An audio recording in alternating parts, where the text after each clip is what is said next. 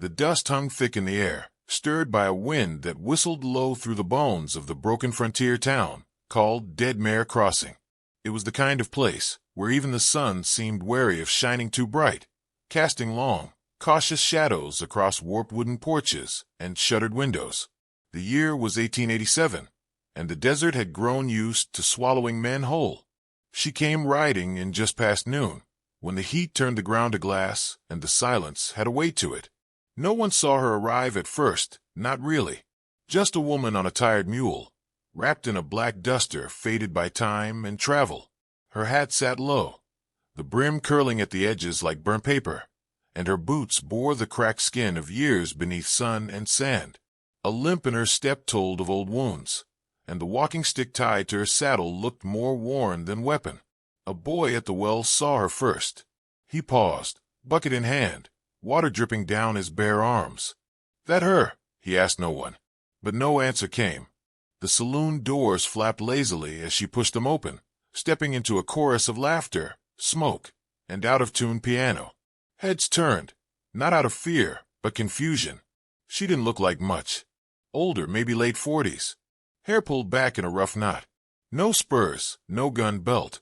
Just a traveler, lost or foolish enough to come alone. "Hell, we got ourselves a preacher's widow," one of the ranch hands barked, elbowing his friend. "Come to save our souls or beg for coin." She said nothing. The bartender, a lean man with hands too clean for the place, raised an eyebrow. "What'll it be, ma'am?"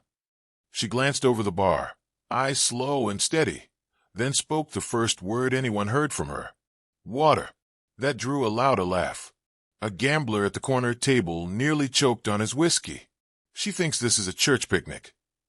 But she didn't flinch. Just took her seat at the end of the bar, back to the wall, eyes fixed on the faded wall of wanted posters beside the whiskey shelves. Most were yellowing, curling at the corners, but one was fresh, its ink still bold.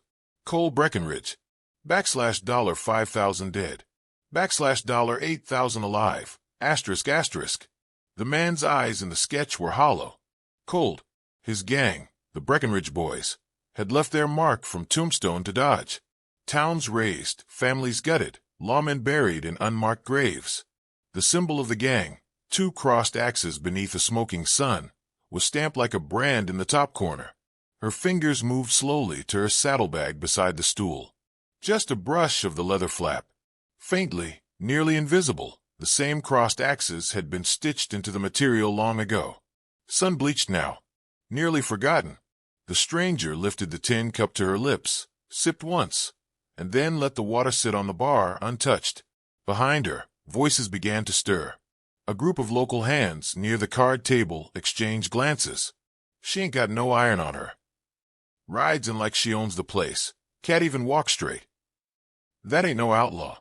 That's a ghost looking for a grave." By the door, the sheriff leaned forward from his chair. Sheriff Josiah Reed wasn't the sort of man who moved unless trouble started breathing heavy. But something about her, maybe the silence, maybe the way she sat so still, unsettled him. He stood, adjusted his belt, and walked slow through the saloon. She saw him coming. Didn't move. "Ma'am," he said, his voice low but even. "You from around here?" "No. You just passing through?" "Maybe." He paused. "We don't get many travelers since the rails stopped running, especially not alone. I noticed. You got business in Deadmere." Her gaze flicked up to meet his. There was something ancient in her eyes, grief held in check by rusted steel. It made Josiah hesitate. "You'd best ride on, stranger," he said after a moment. "This ain't your business." She didn't answer, just reached into her coat and pulled out a coin, slid it across the bar. "For the water." Then she stood, picked up her saddlebag, and walked out the same way she came, her limp tracing a soft circle in the dust as the sun began its long descent behind the canyon ridge. By the time the saloon doors settled, the bar had gone quiet. Josiah watched her from the doorway, jaw clenched. "God help us," he muttered, "if she's what I think she is." No one spoke after that. Behind the bar, the wanted poster swayed slightly in the breeze that slipped through the cracks. The man on the paper seemed to smirk beneath the flickering light. But out in the street, the wind had turned sharper. A storm was coming, not of rain or lightning, of reckoning. There were names that sent shivers down a man's spine, even when whispered on a hot wind. Breckenridge was one of them. Cole Breckenridge had started as a cattle rustler, too mean for jail, too smart to hang. By the time the law caught up to his name, he'd built a reputation out of blood and cinders. Folks said he didn't just rob, he erased. Homesteads, families, names off the land, like a tide washing away footprints. And the ones he liked to hurt most? The ones no one would come for. Small ranches, quiet places, run by the broken or forgotten. Widows, children, men with missing limbs and bad lungs. It wasn't just for the gold or the supplies. It was the sport of it. Cole liked to look a woman in the eye while her world burned behind her. There'd been a dozen such tales, maybe more, but none lived longer in the dust than the story of Hollow Creek. It was a modest place, tucked between the edge of Red Bluff Canyon and a crooked stream that ran dry come every August. Folks said the woman who owned it, Caroline, or maybe Cora, was tough as they came. A sharpshooter in the war, ran dispatch when she could pass for a man, then came west to build a life after her husband died. Brought her daughter with her. The girl was maybe 10, named Sarah. Laughed like a creek in spring. Hollow Creek was quiet, until it wasn't. No one knew why Breckenridge set his eyes on it. Some said it was pure chance. He saw smoke from a chimney and rode in like a vulture. Others believed he'd been hunting her specifically. Maybe she'd crossed him in some forgotten chapter. Or maybe she'd taken something he thought belonged to him. The attack came at sundown, the same time the woman in the black duster now rode into Dead Mare Crossing. The ranch hands were shot first, those that were there. 2 boys, young, mouths still open from surprise. Then the livestock were run off or gutted, the barn torched. The main house went up second, fire crawling up its walls like a hungry beast. The woman was dragged into the dirt, face bloodied, one arm broken at the shoulder. And the daughter? Some said she was already dead when the fire reached her room. Others swore they heard her scream. By morning, there was nothing left but ashes and boot prints. The local sheriff found a burned pendant among the debris, a small heart locket, split down the middle, still warm when he picked it up. No bodies ever confirmed. No justice ever served. That had been 6 years ago. The name of Hollow Creek faded like everything else the desert didn't care to keep. But not for everyone. 2 nights before the stranger rode in, the Breckenridge gang hit a mail coach just north of Devil's Spine Pass. For passengers, 1 guard, all dead, horses slaughtered and left to bloat. The only thing taken was a single strongbox. No one knew what was in it, but it wasn't money. That much was clear. The news reached Dead Mare the morning after her arrival. A boy named Eli ran in breathless from the telegraph station, waving a dispatch. "They're close," he wheezed. "Stage hit just 2 ridges over." Silence dropped like a curtain in the saloon. The sheriff read the message, jaw working slow. Breckenridge. A man at the poker table dropped his cards. The bartender uncorked his best whiskey and poured himself a glass before anyone else. "Damn it all," someone muttered, rising to leave. Others followed. By mid-morning, the saloon was nearly empty. The sheriff began packing his saddlebags behind the desk, checking the cylinder on his Colt every few minutes, like a man testing the weight of his own conscience. And through it all, the stranger sat at her place at the end of the bar, sipping water, saying nothing. When the sheriff passed her on his way out, he paused. His eyes fell on the saddlebag with the faint, stitched axes. "Why are you still here?" he asked, quieter than before. She didn't look at him. "I've got nowhere else to be." He opened his mouth to speak, then closed it again. "Suit yourself. Just don't expect a lawman to die for ghosts." That night, the stars were brighter than usual, laid across the sky like broken glass. The stranger made her bed in the hayloft of the barn behind the blacksmith's, beside her mule. The animal dozed gently, its sides rising and falling in rhythm with the deep quiet of the town. Outside, the wind moaned through the cracks in the boards. She took out the pendant. It was worn now, the chain frayed, the metal dulled by time and heat. but the engraving was still there, faintly. To Sarah forever. She held it in her palm, like it might still be warm. "Sarah," she whispered. Her voice cracked, not from the cold or the wind, but from something that had gone unused for too long. A name, set into the dark, hoping the dark might answer. She closed her hand around the locket, pressed it to her chest, and lay back into the hay. Somewhere out in the desert, across the ridges and ravines, the Breckenridge gang moved like a plague. Heavy boot steps, wild laughter, blood already fresh on their hands. But Dead Mare Crossing didn't know yet. Not really. And they didn't know what was already waiting for them. Quiet, still, like a storm before it breaks, waiting to settle a debt. Dead Mare Crossing, as if the land itself had sensed what was coming. The desert air felt different, tight, sour, like something dead was rotting just beyond the edge of sight. They came around mid-morning, 2 riders fast and sure, dust pluming behind them like war drums in the dirt. Scouts, the Breckenridge kind, faces half-covered, rifles slung loose, eyes hungry. They didn't slow as they hit the main street. One of them cracked a bottle against the sheriff's office sign, just for the hell of it. The other dismounted outside the general store, yanked a girl by the arm, a teenager, barely old enough to carry a tray at the saloon, and kissed her cheek hard enough to leave a bruise. When she screamed, he laughed. When the sheriff stepped outside, badge pinned straight and trembling on his chest, the man spat at his boots and rode off.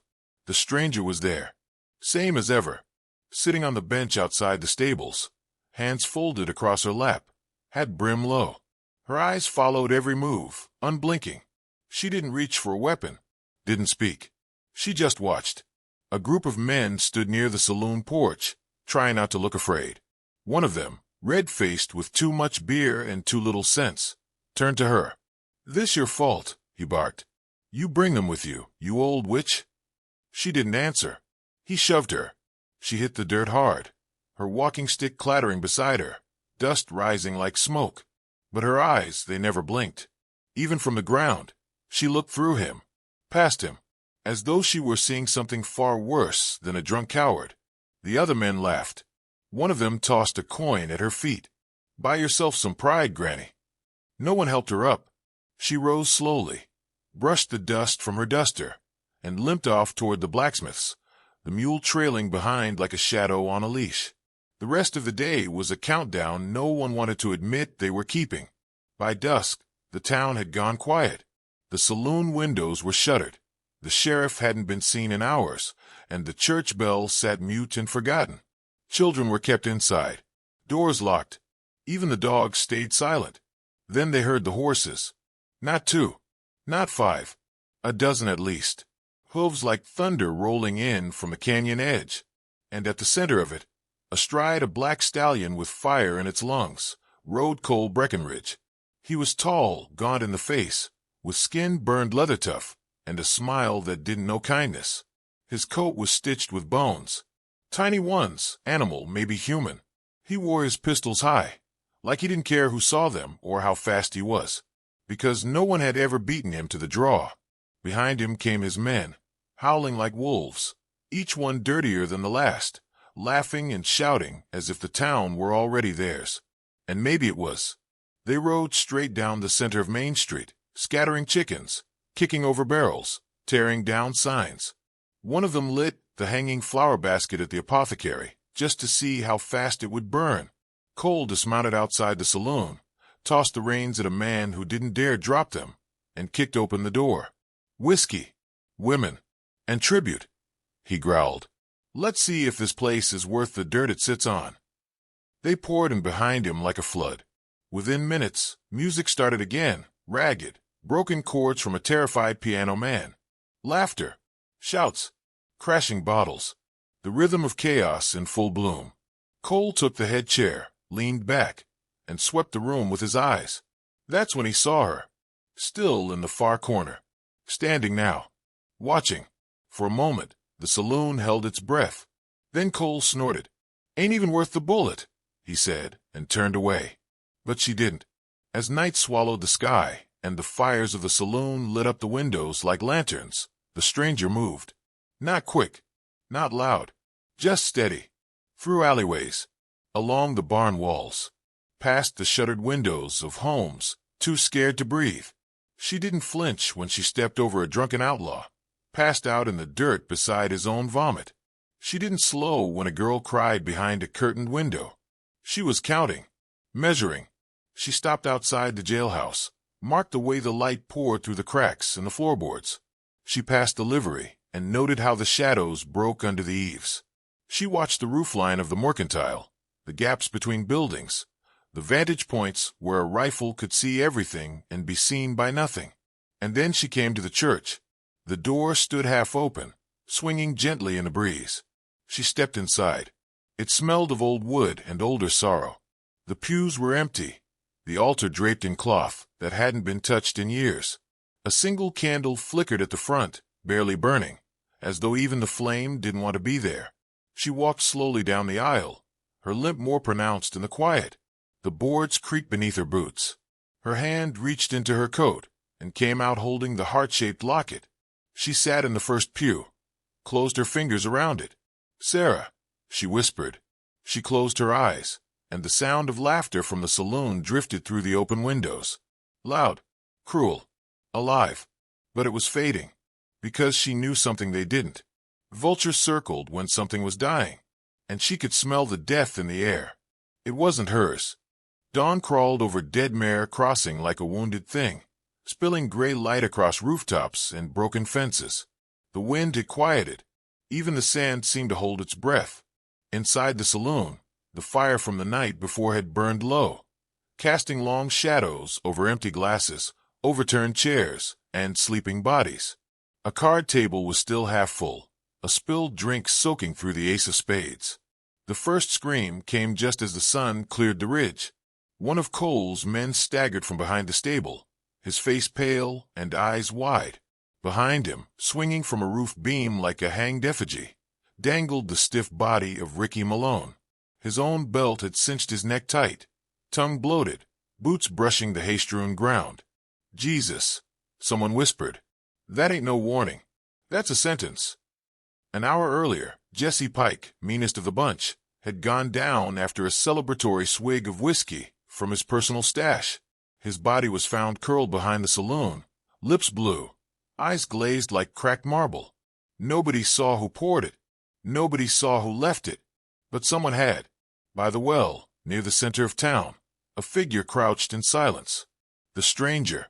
She sat with her back to the saloon, her mule tied to a post nearby, as if this was just another morning on the prairie. In her hands, she held a flat piece of iron, broken from a plow, by the look of it, and a small whetstone, pulled from her coat. The rhythmic scrape of blade on stone carried across the silent street. Sharp, measured. The noise reached the men inside. Someone peered through the shutters. "Who the hell is that?" "She was here yesterday," another said, voice trembling. Didn't say a word. Just watched. Cole came out himself, rage simmering behind his eyes. He stepped over the corpse near the saloon, dusted ash from his coat, and scanned the street. His lip curled. "Find her," he barked. "Whoever's behind this, I want their head on a pike before midday." A bounty was called out. $500. Dead or dying. But no one moved, because she was already standing. She stepped away from the well, slow and deliberate. Her boots crunched on gravel. Her shadow stretched long across the dirt. She walked straight into the open, in front of the saloon doors, where the blood from Jesse's death still darkened the ground. From inside, the men watched her like animals staring at a snake, the kind that coils before it strikes. She reached into her coat. Someone cocked a rifle, but it wasn't a weapon. It was a small, battered locket, the kind given between hearts, not soldiers. She held it up between two fingers, let the rising sun catch its dull gleam, and then dropped it in the dust. The silence deepened. Her fingers moved to the buttons of her coat. One by one, they slipped free. She pulled it open and let it fall. Underneath, she was no widow. Strapped to her chest was makeshift armor, layers of leather, tin, and iron plate woven into her shirt. Along her belt, twin knives gleamed in hand-fashioned holsters. At her side, half hidden beneath a canvas drape, rested a modified Winchester rifle. The barrel had been shortened, The grip altered. Its metal was scorched black. Scars crossed her arms like old maps, burns, cuts, and the long pale groove of a bullet graze on her shoulder. Her face was calm. Then, for the first time in days, she spoke. "You took everything," she said, voice hoarse but steady. "Now I take it back." The words hit harder than a bullet. Cole stepped out from the saloon, jaw tight, disbelief plain across his face. "I know that voice," he muttered. Flash. A girl's laughter in the grass. A man's hand lifting a child onto a saddle. A home burning behind her eyes.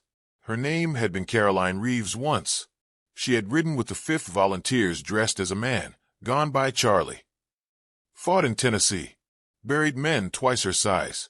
When the war ended, she'd walked away with a medal, a husband, a baby girl, and scars no doctor could see. Then Cole Breckenridge had come to Hollow Creek and taken it all. The locket, the fire, the screams. She never forgot. Gunfire erupted. The first shot came from her rifle, clean through the hand of the man who'd raised his weapon first. He dropped it, screaming, before she pivoted and drove a blade through the throat of another trying to circle from behind. Chaos exploded. Cole dove for cover.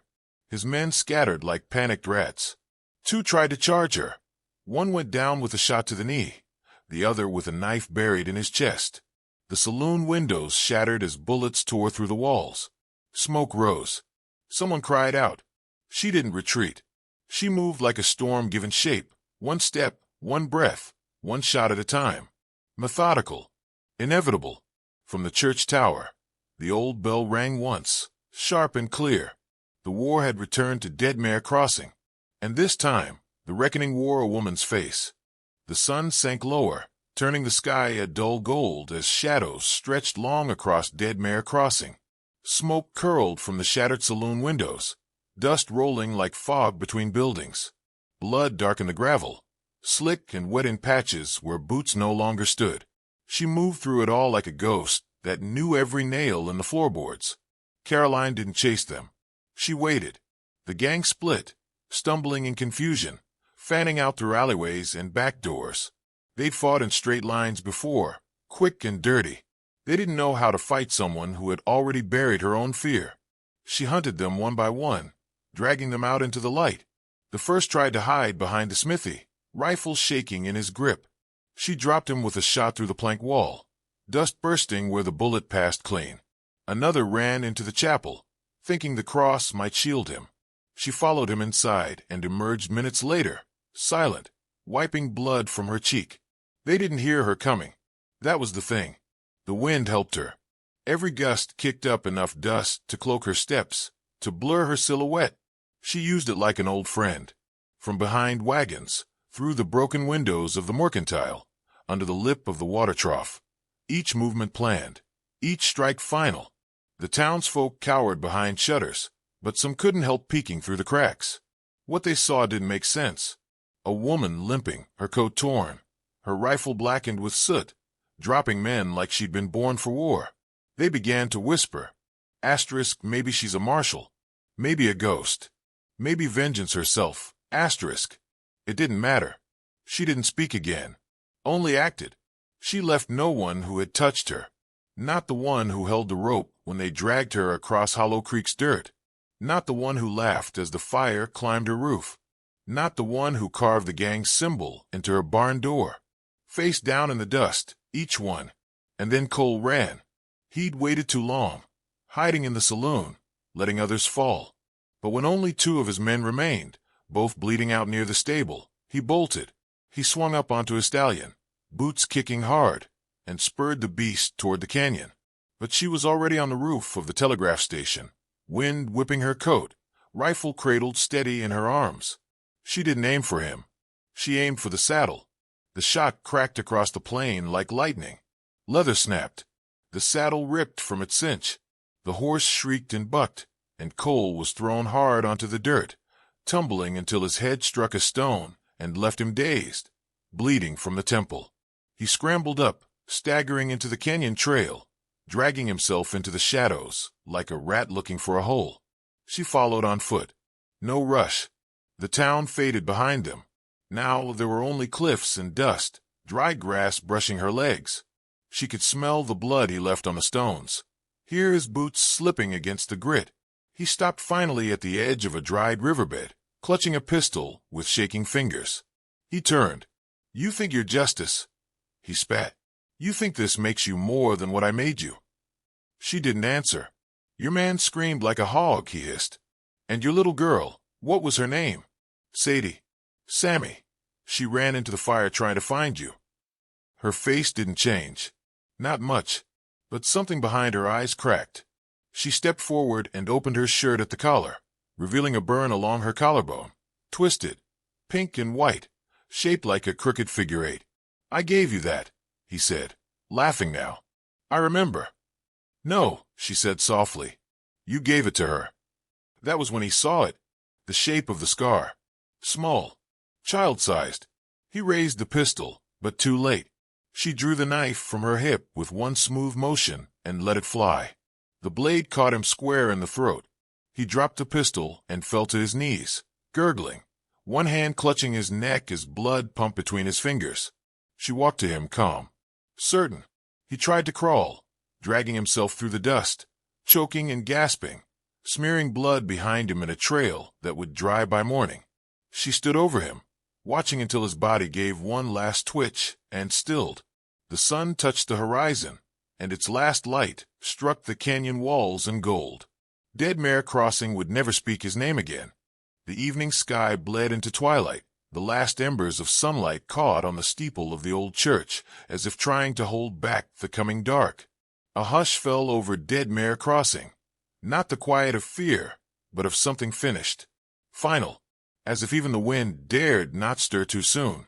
She moved through the graveyard with a spade borrowed from behind the chapel, her boots dragging through the brittle grass. The scent of smoke still clung to her clothes, mingling with earth and old wood. Her limp was heavier now, her breath shallow, but her hands worked steady. The grave she dug was small, just enough for memory. She knelt by the fresh-turned dirt and reached into her coat. First came the locket. Its hinge creaked as she opened it, and for a moment her thumb hovered over the image inside, a small drawing, childlike, of 3 stick figures holding hands under a crooked sun.